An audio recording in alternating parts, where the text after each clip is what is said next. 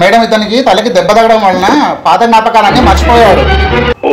మరి ఎలా అండి ఆ పాత జ్ఞాపకాలు గుర్తు రావాలంటే నేను ఏం చెయ్యాలి? ఏం లేదు, ఇప్పుడు ఇంతకుముందు జరిగిన ప్లేసులు కానీ వస్తువులు కానీ పదే పదే చూపిస్తూ ఉంటే వచ్చే ఆస్కారం ఉంటుంది. అది చూపిస్తూ ఉండండి, ఆరోగ్యంగా చూసుకోండి. Okay doctor.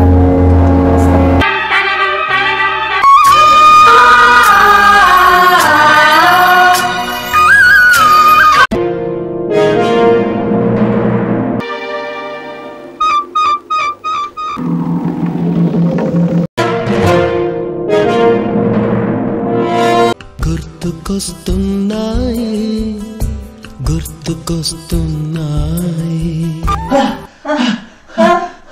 పల్లి పల్లి ఉప్పు ఉప్పు డబ్బా సిలిండర్.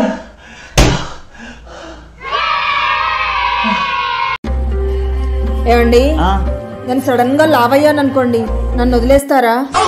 ఇంత మాట సంధ్య, నిన్నెందుకు వదిలేస్తా? పోనీ సడన్ గా నాకు పిచ్చి లేచింది అనుకోండి, నేను మీ అందరి మీదకి పిచ్చి పిచ్చిగా అరుస్తున్నాను అనుకోండి, నన్ను వదిలేస్తారా? అసలు అప్పుడు కూడా వదిలేయను సంధ్య, ఎందుకంటే మన ఇన్నేళ్ల కాపురంలో నేను ఎప్పుడన్నా వదిలేసినా కావాలంటే ఒకసారి ఫ్లాష్ బ్యాక్ పోయి చూసుకో.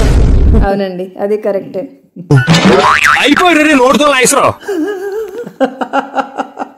ఇవే తగ్గించుకుంటే మంచిది. సార్ మీరేం చేస్తుంటారు సార్? నేనా అండి, రైటర్నండి నేను. అవునా, ఏం రాస్తుంటారు? రాస్తారండి, ఫేస్బుక్ లో ఇన్స్టాగ్రామ్ లో లేడీస్ పోస్టులు అన్నిటికి కూడా వావ్ సూపర్ మార్వెలస్ అని రాస్తూ ఉంటారు. ఇలాంటి రకరకాలు కూడా ఉన్నాయన్నమాట మన దగ్గర. సంధ్య, నాకు ఒక చిన్న డౌట్ ఉంది, కొంచెం క్లారిఫై చేస్తావా? నీకు రాకపోతే వాళ్ళన్నా క్లారిఫై చేస్తారులే కానీ, బ్లాక్ అంటే ఏంది? కలరు. వైట్ అంటే ఏంది? కలరు. మరి ఈ రెండు కలర్స్ అయినప్పుడు బ్లాక్ అండ్ వైట్ టీవీని బ్లాక్ అండ్ వైట్ టీవీ అంటారు కానీ కలర్ టీవీ అని ఎందుకు అన్నారు? మరి వాటిని కూడా కలర్, ఇది కలర్ అన్నప్పుడు దాన్ని కూడా కలర్ టీవీ అనాలి కదా. అంతేగా, బ్లాక్ అండ్ వైట్ టీవీ అంటారు.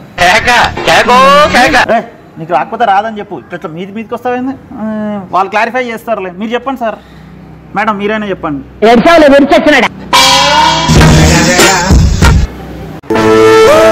ఎలా యాక్సిడెంట్ అయింది? నడుచుకుంటూ వస్తుంటే సడన్ గా కార్ వెనకాలకి వెళ్ళి గుద్దింది సార్. కార్ కింద చెయ్యి పడిపోయింది సార్. ఏమైంది? ఎడమ చేతికి అయింది, కుడి చేతికి అయ్యి ఉంటే నీ డైలీ చేసుకునే పనులన్నీ చేసుకోలేకపోయేవాడివి. నేనే అంత పిచ్చోని కాదు సార్. అది గుద్దినప్పుడు నా కుడి చెయ్యే కార్ కింద పడ్డది, టైర్ కింద. నాకు సడన్ గుర్తుకొచ్చింది, అరే కుడి చేతితో చాలా పనులు ఉంటాయి కదా అని చెప్పేసి ఇమీడియట్ గా తీసేసి ఎడమ చెయ్యి పెట్టేసిన దాని కింద.